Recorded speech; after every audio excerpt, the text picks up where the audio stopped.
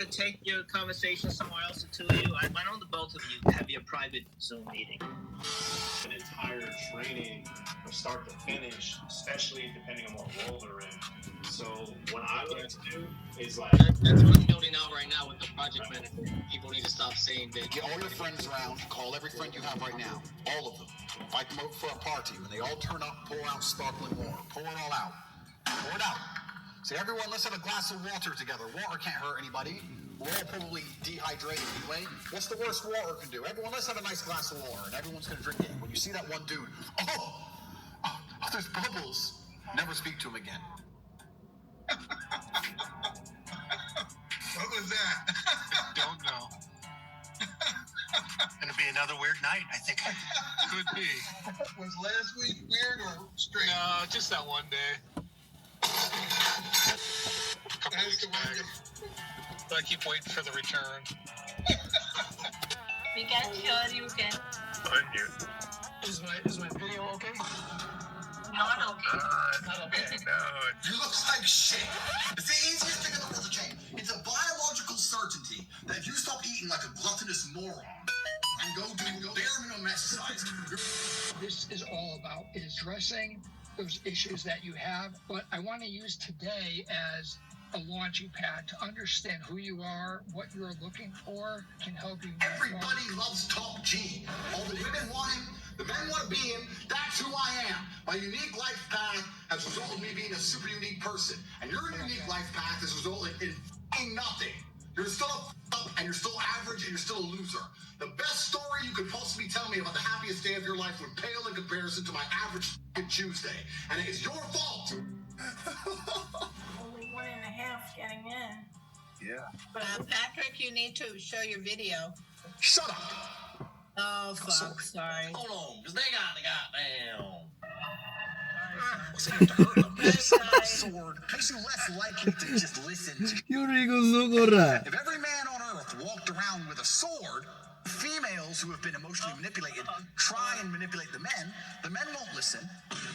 That'll make the female have more respect for the man. Oh my God. And most of the issues of the world would basically go away. Jesus, because Jesus Like she has a BMW. They're not actually successful. They don't actually put ripples into space-time. When they die, nobody would care. And when you die, nobody's gonna care. You're gonna raise very average children because you're a very average person. And Her station remained. She continued his penetrating rate. You didn't know your heart rate by your whole fucking adult life.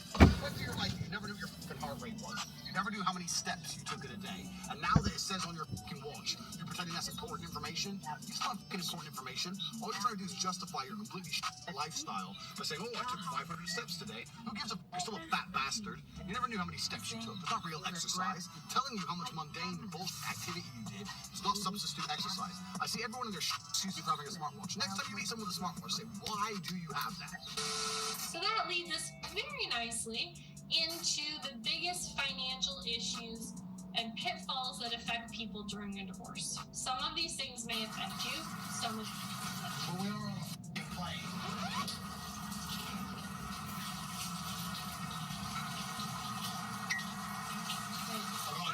How much time I'm allowed left for war? Andrew, are you gonna mute yourself? New York, Manhattan, from Manhattan. Oh, really? How about that? Me too. What in the Nico is called Thanks for calling is in, this? As you move to the left, feel that tricep, right tricep, the back, the upper back. I will not administer CPR unless you're a hot female. This is the reality. If you're some fat dude and you just had a heart attack and I don't really know you, God. you're gonna die. And if you're a really good friend, no, not even if you're a friend, you better, if you're my friend, you just can't be a pussy. You had a heart attack. Get the fuck up. What's wrong with you? Multiple later. Have a drink. Cigarette. Cup of coffee. Like, I know, like, when we last spoke, like... Damn, bro, set up his crazy. I mentioned there was a French content designer that was trying to experiment with, like, imagery or iconography to help explain some concepts in French for... I think the imagery example was from The happiest day of your life. was worse than the average Tuesday of my existence. Last year was Okay. You look like you think like everything about you is do some kind of massive, dramatic overhaul of your entire existence. You are going to die as the piece of you are. I say in terms of years of experience. Around cars. You can't do that. I can. That is fun. But if you say to me, Andrew, come to this party, and I say, well, who's there? Everyone. Oh, everyone's there. Does that mean I need to go? Right? It's a event of the century. Ooh, everyone's there. If everyone's there, it's trash. So you need to sit there and go, all right, I'm being asked to do something fun. Who else can do this? And if the answer is everybody, stop. I clear my emails. I've trained hard that day. I've made a couple $1 million. I've spec'd a brand new car. I've checked on all the people I love, all the people I care about. I've donated some money to charity. My children are fed. Their mothers are taken care of. Everything is in order. Everything is in its proper place. That is fun. If you say to me, Andrew, skip a portion of that organization and professionalism so that we can go and do something that everyone else can do, my answer will be no. That does not sound fun to me. And the fact that you think that's fun shows that you have a severe mental deficiency. Stay away from it. You're only going to find actual fun through purpose. You're only going to find purpose through exceptionalism. So you need to become the best possible version of yourself in all realms. That's extremely important. The reason you are so unhappy is because you are trying to have fun. You're unhappy because you're trying to have fun instead of trying to become important. They are very different things, and you're never going to feel satisfied in your heart unless you become important. Please imagine. And being important is fun. Oh, it's absolutely fun. Please imagine, and I don't state this with arrogance, please imagine for a second you're the most Googled man on the planet. And you're a kickboxing world champion, and you have hundreds of millions of dollars, and you're built like a tank. Imagine how you feel when you look in the mirror. Nothing can match that, and nothing can beat that. As a man, you need to have struggle in your life. I want you guys to actually sit and think, what struggle are you going through daily? What struggle are you undertaking? What struggle are you trying to overcome? Because you should make a list of them. I can know for myself, every single day I wake up and I train physically. Every single day I have to go through X amount of physical pain when my day begins. That is a struggle that must be completed. Then I must try and keep my massive empire online, see my children, take care of everybody. There's struggle involved. My life is difficult. Difficult lives are fulfilling. Because we used to have to hunt and fish and go out there and go through difficulty to survive. And I often see that when I speak to people who are too comfortable, they end up being unhappy. Yeah. You can't entertain yourself to happiness. You must earn happiness. You must climb a mountain. You must struggle yourself to happiness. That's extremely important. There must be physical, mental, social, creative, some kind of spiritual struggle. And those things being satisfied is what's going to satisfy you. It's like Bitcoin. Bitcoin's a mathematical equation. You solve the equation, you get a Bitcoin. Life is very much the same. There's struggles, there's difficulties which you have undertaken, which you have adopted to try and complete, and when you finish those things, then you get satisfaction as a reward. That's the Bitcoin. The only other alternative to that to feel good is hedonism, which is drugs and alcohol, and that's not going to satisfy you for very long, and it's also going to destroy your life. So it's extremely important. This is actually why people are addicted to video games. Young men are addicted to video games because it mimics virtually what they ought to be doing in the real world. Yeah. Effort in to upgrade their character to become a better version of themselves so they can do better things than they could previously do and explore new areas of the map. The areas of the map which are Bugatti convention, flying there on a private jet to sit with billionaires. The Grand Casino Monaco is a cool area of the map that you have not unlocked yet, but it's great. Which requires you to upgrade your character as a person. You understand this in video games, and you do it in video games because it's very interesting to do. However, you don't want to do it in the real world. But in the real world, it's so much more rewarding. And I'm actually going to argue that we're living in one of the final periods where that's true. I'd say in a few generations, who you are and who your physical body is may not matter nearly as much. No, but it does matter today. A lot. Exactly. So that's why you should enjoy it while you can. Yeah. So you need to pick the low-hanging fruit first. And the starting block to all of these things is your body. I believe if you live, stretch, move, improve your body, try and train MMA, learn how to fight, get stronger, get bigger muscles, it's a fast track to self-discipline, which will carry over into all other endeavors. And I would argue that it is nearly impossible. In fact, how many people can say the gym saved their life? How many people do you know were depressed, started training, got in fantastic shape, and weren't depressed anymore? It is very easy. The low-hanging fruit is your body and upgrading your body. That is the easiest struggle, which is never going to backfire on you and never going to be a negative towards any other facet of your life. And when I look at men who are physical specimens, I think everyone naturally does this, but I'm going to openly say it. I respect them differently than I look at men who aren't. I have a different level of respect for them because they show me they have discipline, they show me they have motivation, they show me they're capable of doing difficult and hard things. Those are the kind of people I trust. They're not afraid of struggle, they're problem solvers. People who train are problem solvers, and you need to become one, and you need to become very, very adept at solving problems pretty quickly. I actually find it amazing that there's people out there who aren't in perfect physical condition. Guys, let me tell you all a news flash. If you eat right and you train hard, you look good. Yeah. It's like a biological certainty. It's almost impossible to be fat and look bad if you eat right and train hard. Your body will react and give you exactly what you want, so why don't you all look like superheroes? Do you not understand how intimidating that is just when they look at a group of people and they all look like superheroes and they can tell they're all disciplined, all hardworking, all dedicated, all physically strong? The struggle is what's beautiful about it. That's the most important thing. That's what you have to understand. Yeah, because no matter how rich you are, no matter how smart you are, no matter what family you're born into, you can only get into shape the same way as everybody else. So you could be Mark Zuckerberg, who's now in shape and he's a billionaire, but you can't say, oh, he bought it. He didn't buy it. He's just in great shape because he earned it, like everyone else. You could be flat broke or rich as fuck. If you're in good shape, you had to earn it. It's as simple as that. So yeah, it says a lot about who you are as a person. First, you want to become as strong as physically possible. So you want to be as strong as physically possible. Next, you want to try and make as much money as possible. Not even necessarily for the money, although money is extremely important because it allows you to take care of yourself. We talked about this before, but there's a challenge involved, and solving that challenge is going to make you feel more satisfied as a human. Happiness comes from success, and making money is success. You should try and make people around you smile and be happy. You should try and encourage positivity around you. You should be the kind of person that no one can really complain about their struggles around because they know that you're the person who's going to be like, why are you complaining when you could just simply fix it? Especially successful people. Successful people are uninterested in stealing because we'd rather everybody win and keep the friendship and keep the network and keep the positive orgos and keep the good karma than make a little bit extra money. So it's amazing what you see in the world. And if you become a person who is happy and successful and can take care of himself and adopt struggles, you're going to start finding those other people who do the same thing, and then you're going to build a network and become fantastic. Live with men you're in competition with. So, you and your friends need to have friendly competition at all times. Now, you need to meet your friends, and you need to have banter and competition around things that matter. Who's got the most money? Who's worked hardest? Who's discovered XYZ, crypto, stock, new way of generating income? Who's trained that day? Who has the most children? Put some actual competitions together that matter and start competing and being around people because you are the sum of the 5 people you spend the most time with. Everybody knows this. So why don't you get some genuine metrics that will improve your life?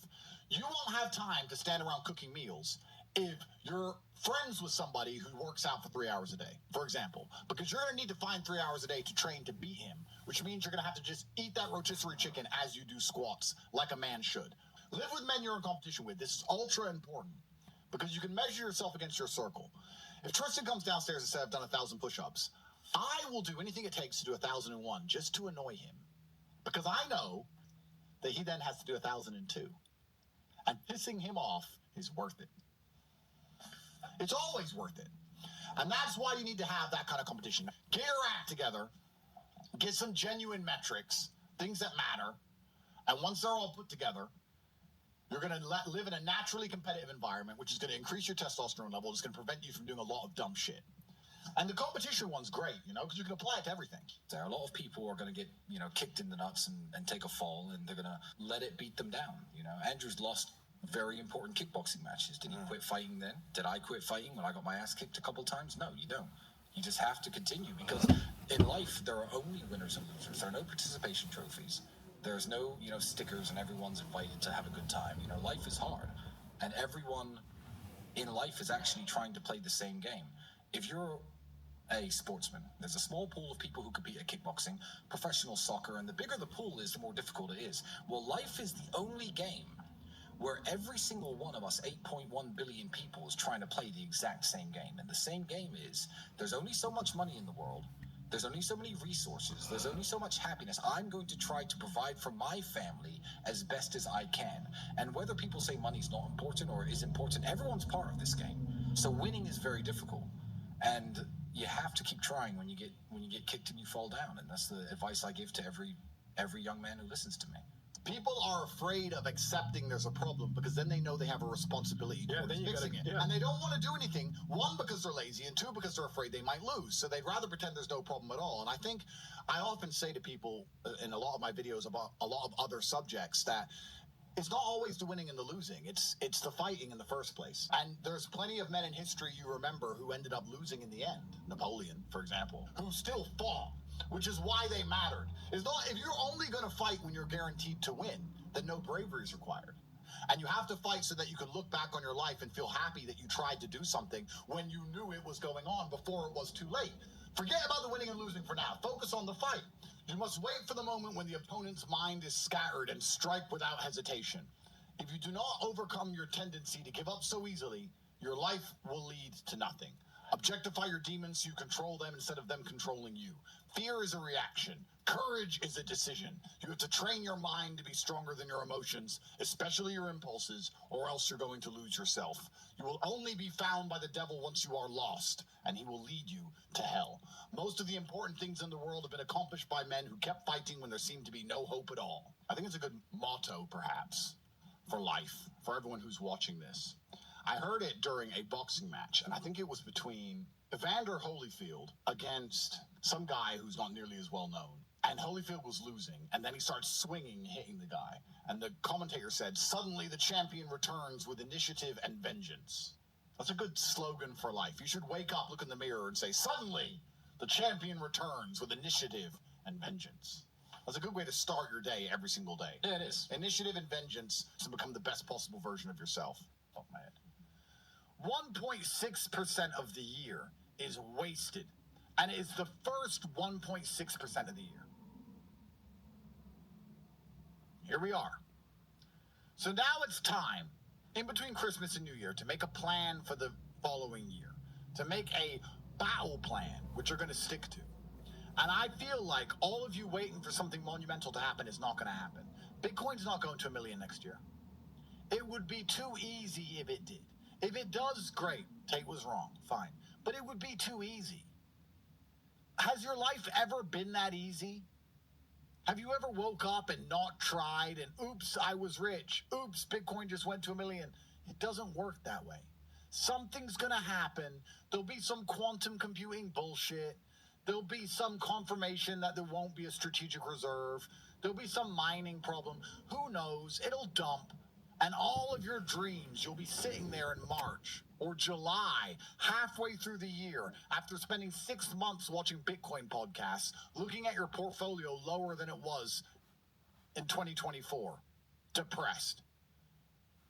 Life's never easy, guys. The easy way out doesn't exist. There's only one way out. Through the thorns, through the pain. It's the only way it's ever been. It's the only way it's ever going to fucking be. It really doesn't matter if Trump won or Kamala won, because there's pros and cons to both. If Kamala won, we'd have to write unified in struggle against eternal mind slavery. No one would be arguing with Elon if Kamala won. But now we're balkanizing. We are fractionalization of the right. Now we're going to have new arguments, new problems. It's never going to be smooth sailing. How could it possibly be? Life's never been that way. So why do I put emphasis on focusing to get rich? You should be as rich and as strong as possible because you're a full-grown man. And full-grown men need to be able to influence the world. It's kind of amazing to me that many of you wake up and nobody cares when you talk. And that doesn't seem to bother you or inspire action out of you. If I wake up and I tweet something, people care. If I talk on an emergency meeting, people care. If I talk in my house, people care. If I talk to my woman, people care. If I talk to the mothers of my children, they care. My words matter. Most of you are going through life screaming into the void and nobody gives a fuck what you say. How are you going to be a full-grown man, nobody give a shit what you think or what you say, and not feel shame? Shouldn't your goal for 2025 be to have a voice, at least? Assuming you care about the issues we just discussed, then surely you should want a voice. If you care so much about immigration or you care so much about Bitcoin or whatever else, you should want your voice to matter. How are you going to do that? You're going to continue to scream as a nobody, or you're going to become a somebody first? Your primary mission should be to be as rich and strong as possible, because these are measures of dedication. These are measures of competence. You know, Tristan and I had a conversation. We said, what would we do if crypto went to zero? Because probably 70% of our wealth is in crypto. Let's say we're worth 500 million. Keep numbers easy. 300 million is in crypto. So if crypto went to zero, what would we do? And I said, well, that would be fantastic. That would be great. Because now all the easy money's gone. And now all the dickheads who get to run around in Lambos and show off and buy girls' handbags, all the easy shit is gone. We're back to the hard world. We're back to the real world of real business, what we're best at. And we've got real estate portfolios, and we have gold, and we have stocks, and we have bonds and ETFs and cash, and we have all these other things. We don't just have crypto. Most crypto people only have 0.7 Bitcoin. That's it. That's their hope. That's their ticket. We have everything else. Even though I don't believe crypto's going to zero, it would actually be better for us if it did, because there'd be less people flexing money. We'd be the only rich people fucking left.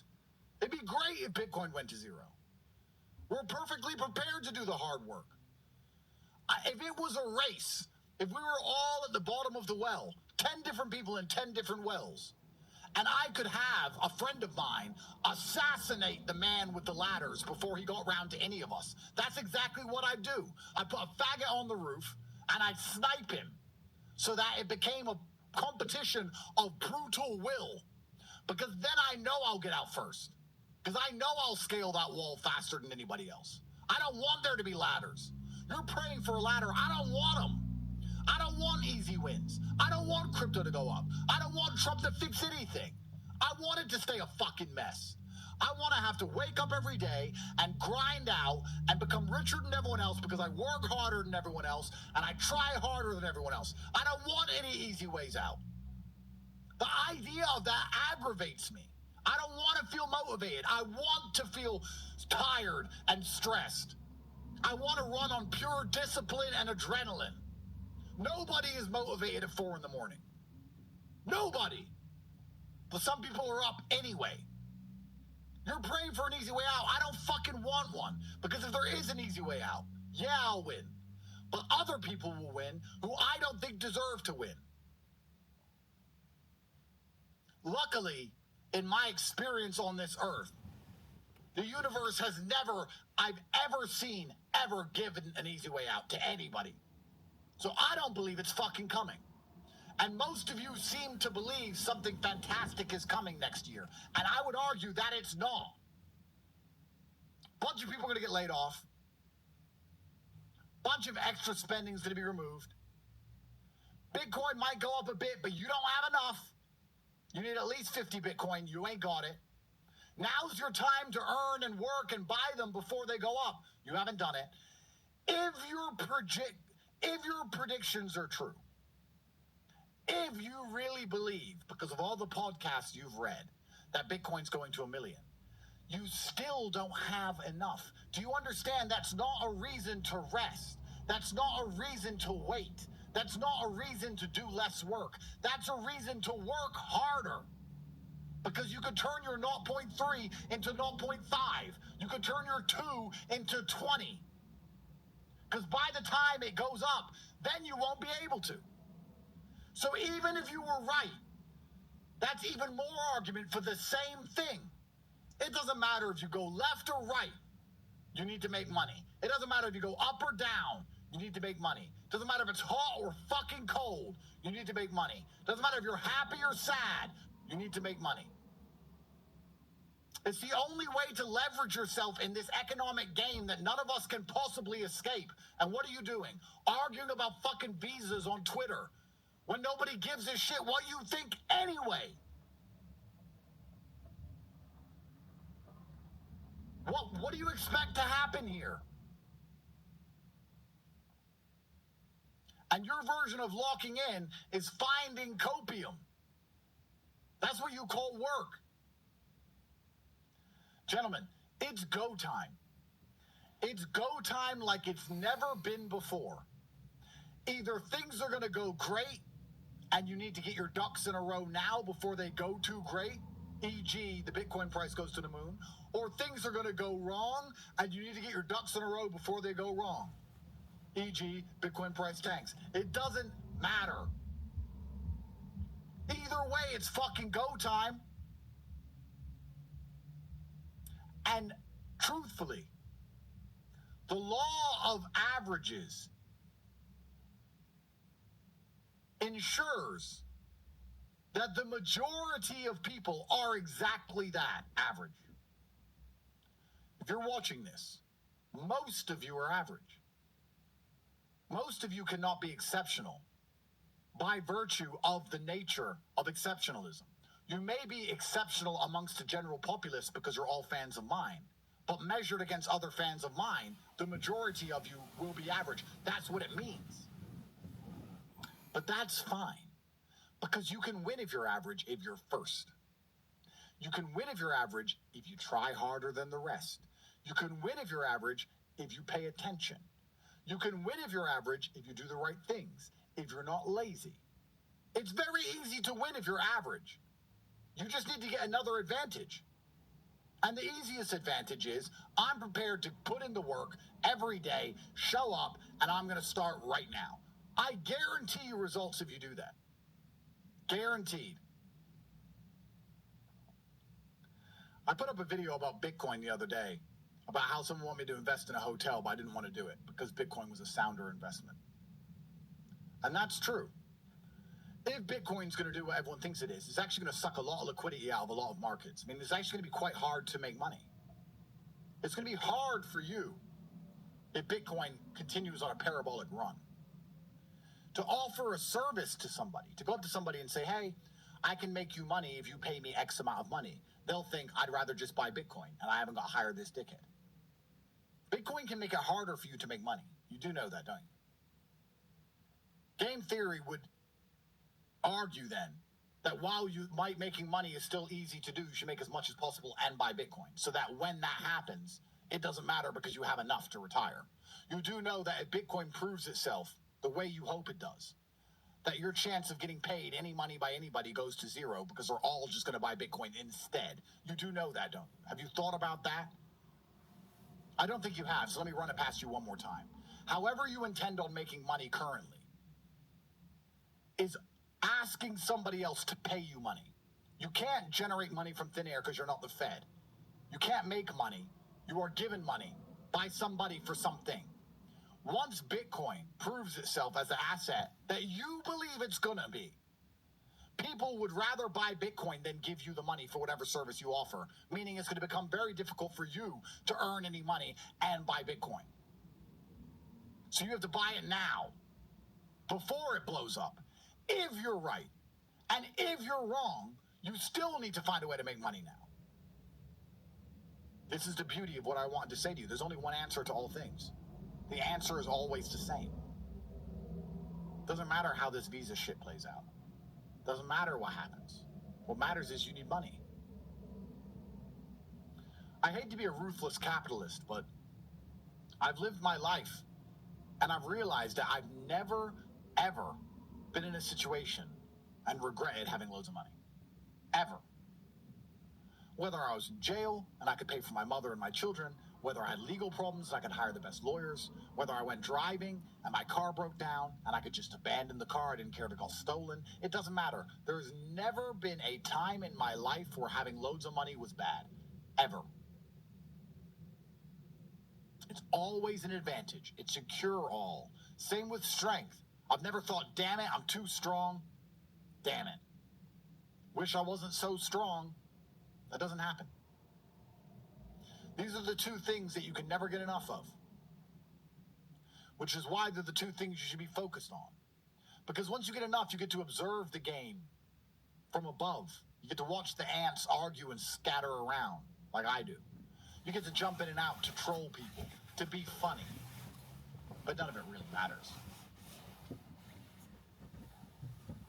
And you can have your own personal view on society and your personal view on trying to save civilization. Absolutely, you should.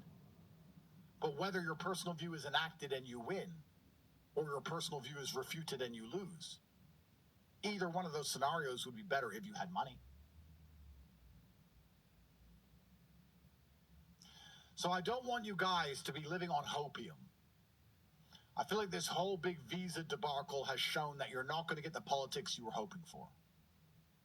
I'm predicting now that Bitcoin's not going to $1 million because of a strategic reserve by the USA. It would be too easy.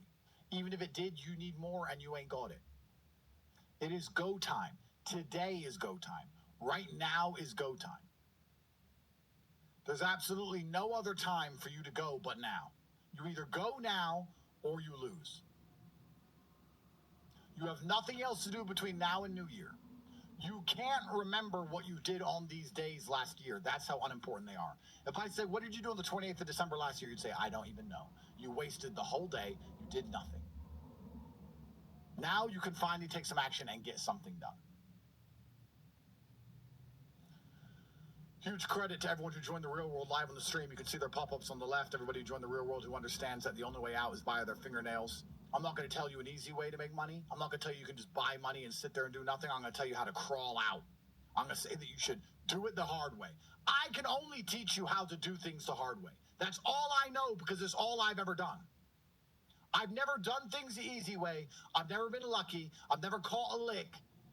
I've been the guy who had to crawl out by the skin of his teeth every single time he ever escaped absolute decimation. I've been the guy who had it on the edge of annihilation, of his life falling apart, and he only pulled it off because he grit and bared pain and did whatever it took to win. I've never had it easy. I've never won easy. I've only ever did it the hard way. So it's all I can teach you. If there's someone out there who you believe in, who's promising you an easy way out, then go believe them. I don't know any easy way out. All I know is the hard way out. That's the only path. You're trapped in a forest, surrounded by bramble and ghouls which intend on taking your soul. And I am outside of the forest. And I am screaming to you saying, I know a way out. The path is long. It is dangerous. It is arduous. You may hurt yourself. You may get cut. It's difficult, but I can guarantee you it leads out. And perhaps there's another voice saying, I know an easy path and it just leads straight out and it's easy. If you believe them, try. But if it was true, if there was an easy path out, why are so many people still stuck? Why are so many people still trapped if there's an easy way out of this mess? Surely the fact that most people can't escape is testament to the fact that the only way out is hard. If it was easy to escape, no one would be fucking trapped in there. I can't give you easy answers. I don't have them. I only have the hard answers. And the hard answer is for you to knuckle down, stop fucking praying for an economic miracle, stop praying for a political miracle, stop praying for a miracle via digital currency, get your fucking act together, and start working all day, every day, until you finally have enough for you to no longer have to be forced to live an experience you don't enjoy anymore. Because that's all I did. So that's all I know. Halfway through next year, when I said nothing's going to change and all your hopes and dreams are going to fall flat, I'm going to play this emergency meeting on an emergency meeting. I'm going to tell you guys. Told you. You sat around thinking it's all going to be fine. Told you. You were waiting for it to rain gold from the sky. Never came, did it? Told you. This is a massive told you so. So in July of next year, I can say, you sat around on your ass praying for fuck knows what, Trump, Elon, aliens, a leprechaun, gold from the sky, who fucking knows? But none of it came, did it? Because you're still in the same fucking room with the same shit girlfriend on the same broken ass laptop. Broke.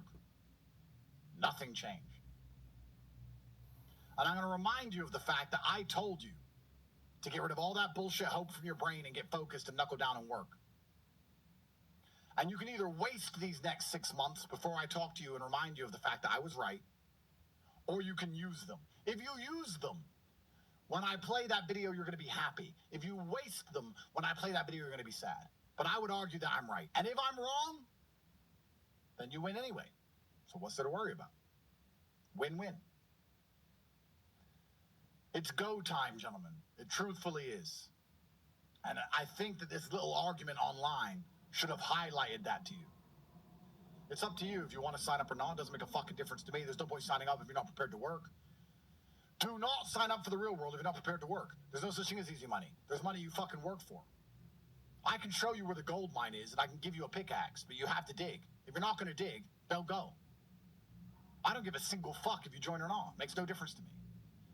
Do not go down the gold mine with a pickaxe if you're not prepared to dig. Then you're wasting everyone's time. You're wasting my time for giving you a hard hat and a shovel. You're wasting the elevator operator's time. You're wasting the company's time because we could have hired somebody else who actually wants to dig. If you're not prepared to work, don't fucking go down there. Stay at the top and never have a chance of finding gold. Believe that one day gold's going to just fall on your lap. You're going to find it by accident. Trump's in power now, and you have 0.008 Bitcoin.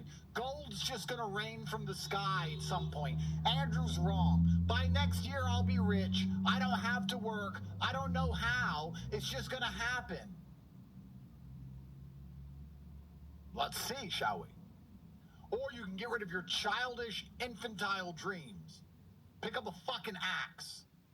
Get in the elevator and go down there with a vigor, prepared to do whatever it takes. Choice is yours. But it truthfully is go time, gentlemen. The dumb shit, all of the enjoying, happy, Trump won, Christmas is coming, Bitcoin hit 100K, all that shit's gone. Back to brutal, cold realities of life. And we're going to see in July of next year if I was right or if I was wrong. And either way, you're going to be happy. I'm going to show you a few screenshots from the WEF and their intentions for the future. And you tell me if you believe this sounds like more control over your life and more slavery or less control over your life. So the World Economic Forum's annual meeting will be taking place in less than 2 weeks, on the 15th of January to the 19th of January. And these are people who are going to sit around talking about how they can keep you a slave. And they're going to talk about it very openly and honestly. They're going to say things. So we have here where they're going to say, you tell me if this sounds like more or less control over your life. Because remember, if you're not currently rich, if you're not currently important, if you're not living the best life possible, the more control they have over your life, the less likely is you're ever going to achieve that. Achieving security and cooperation in a fractured world. Cooperation, I apologize. How can we effectively deal with security crises, such as the current situation in the Middle East, while at the same time putting the floor under structural forces of fragmentation? How can we identify areas where cooperation is essential to ensure a win-win scenario for us, all stakeholders? When I read this, I see something very simple. How can we effectively deal with security crises? Well, I'll tell you how. By watching everything everybody says, by watching everywhere anybody goes, by making sure nobody says anything or does anything that they don't like, because they want to keep you safe. Security, right? That's what they're going to do. They're going to push this security. Oh, it's for your safety. Creating growth and jobs for a new era. How can government, business, and civil society come together around the new economic framework to avoid a decade of low growth and put people at the center of a more prosperous trajectory? Prosperous for who? Prosperous for you or prosperous for the companies? How can we put a new economic framework together that allow our companies to make endless money? Slavery. That's how. How can you minimize trade-offs and maximize synergies in a situation where traditional measures seemingly fail? Simple. Slavery. If you had slave labor, would your company be successful? Would your company make a bunch of money? Of course it would, because the labor's free. So they're intending to bring about slave labor. I want you to understand something about slavery in general. If you were to say to me right now, Andrew, you can have slaves, I'd say, okay. You have to house them. You have to feed them. You have to give them medical care to make sure they stay alive. And then you have to somehow get them to work hard at the best of their ability, even though they're not motivated because they're slaves. That sounds very difficult. It sounds expensive. It sounds like a lot of work. It's much easier to just pay these people a very low wage in which they can barely afford their own house, barely afford their own food. So they're still enslaved for a little bit of money, barely afford their own medical care. But They still have to do everything I say. Wage slavery has replaced traditional slavery because it's easier for the elites to keep you a wagee than it is to make you a slave. If they could somehow make you work hard as a slave without you rioting, they would. But instead, they'd rather just use this wage slavery system. Let's make sure the money inflates. Let's make sure everyone's poor. This is why we always talk about making money to escape the matrix. Make sure everybody's broke, and then we'll just make them wagees, because a wagee is just a slave of another kind, where we haven't got to worry about actually dealing with their health care, actually giving them a house. We can just give them these few pennies of money we print, and they're still stuck. Artificial intelligence as the driving force for the economy and society. How can we use AI to benefit all? I've got a point about number 2 before we continue. I actually want to say wage slavery is actually an invention, and it's a tale as old as time. It's an invention that was invented the very same day where slavery is abolished in the United States, because slavery obviously is a worldwide problem and it isn't a United States problem, but slavery was abolished in the United States, and the very next day, some very clever, very sinister, and very evil people who wanted to keep people enslaved said, okay, I've got these 40 black people who are my slaves. They are my slaves, they are my property. Now they have nowhere to go, and I still have this big farm to run. Slavery is illegal. So I'll tell you what, Kunta Kinte and family, here's what we're going to do. You can still work here, but we'll pay you. You're not slaves anymore. But because you are free men and because we're paying you, we're going to charge you for food. Oh, you know that place that you sleep in? You're going to pay us rent. Oh, you want transportation costs? You want, I don't know, whatever, medical care, water. And we're going to start charging you for everything. And at the end of the month, you can save some if you can make it. The economy's tough. Times are difficult. And people kept their exact same slaves on their exact same plantations for a further 1, sometimes 2 generations with this "we'll pay you, you're not slaves" rhetoric. So it's actually a tale as old as time. It was invented the very second that slavery was abolished in the United States, 1 second after the abolition of slavery.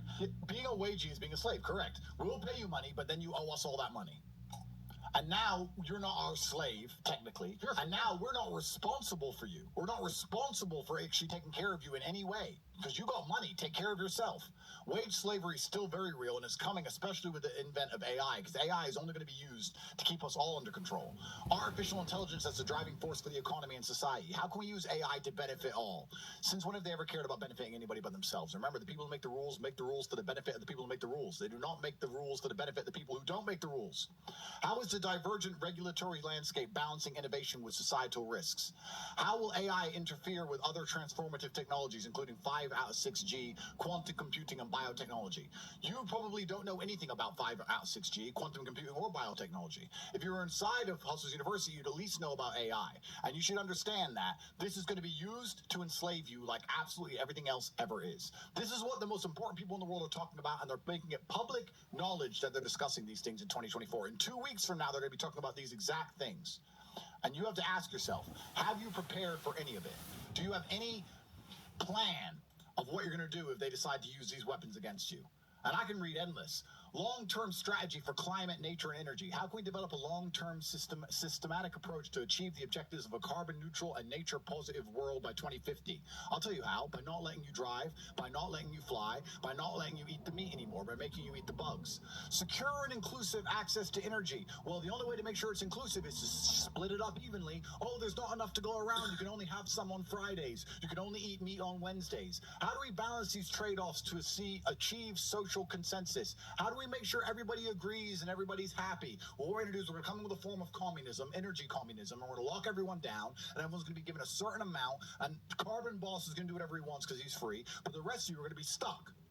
This is all being discussed in 2 weeks from now. From the 15th to the 19th of January in Davos, Switzerland, the most powerful people in the world are going to be talking about how to keep you a slave. And what they're basically saying is, we believe that a prison riot is coming. How do we lock down the prison